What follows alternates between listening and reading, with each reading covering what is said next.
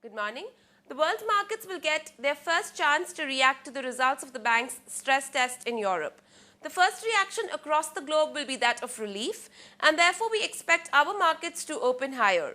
The bulls are likely to hold on to the advantage, and the NSE Nifty could pierce 5,500 shortly, if not today. Only a handful of lesser-known European banks failed the so-called stress test, which would bolster the sentiments further. Only 7 out of the 91 banks failed the test. What's more, none of the big banks' names are on the list. But only time will tell whether these tests were comprehensive enough to gauge the bank's solvency in case of another meltdown. US stocks rose on Friday. The Asian markets are up, though they haven't had a runaway rally as such. Back home, the major concern is inflation. A good monsoon seems to be underway and might soften prices.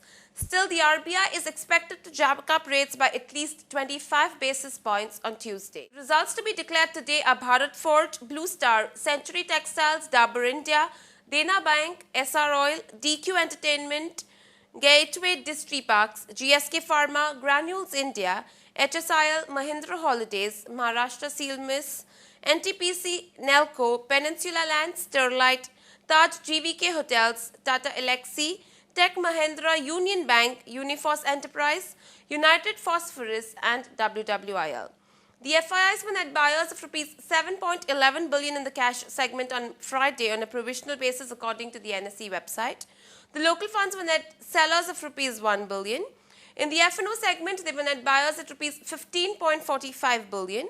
On Thursday, the FIIs were net buyers at Rs 1.88 billion in the cash segment. The mutual funds were net sellers at Rs 2.98 billion on the same day. The other news for the day is foreign exchange reserves rose by 2.5 billion US dollars to 282 billion US dollars for the week ending 16th July. The Prime Minister's Economic Advisory Council has projected capital inflows of about 73 billion US dollars for 2010-2011, which is much higher than inflows in 2009-2010. The PMESE pegged the farm sector growth rate at 4.5% for the financial year 2010-2011. The Union Law Ministry has suggested a penalty on telecom service providers equivalent to 100% of their contract value if any equipment brought and installed by them is found to have any spyware or malware. The government approved 18 foreign direct investment proposals worth 22.45 billion rupees. 7 of Europe's 91 largest banks could not survive the bank's stress tests. These include a Munich-based bank, one in Greece, and 5 Spanish savings banks.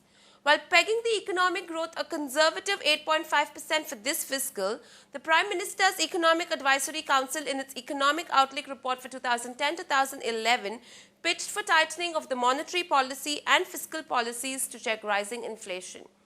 Moving on to the strategies, the derivative calls are long Indian Hotel August future in the range of Rs 102.75 to 103.25 for a target price of Rs 108.75 with a stop loss to be placed at Rs 99.75, and long Praj August future in the range of Rs 78.50 to 79 for a target price of Rs 83.50 and a stop loss is to be placed at Rs 76. The technical calls are a buy on EIH Hotel. We advise buying the stock in the range of Rs 126 to Rs 129 with a stop loss to be placed at Rs 122 for a target price of Rs 142, and a buy on Central Bank of India. We recommend traders with high risk appetite to buy the stock above levels of Rs 158 for a target price of Rs 166 and a stop loss is to be placed at Rs 155. Thank you and have a great day ahead.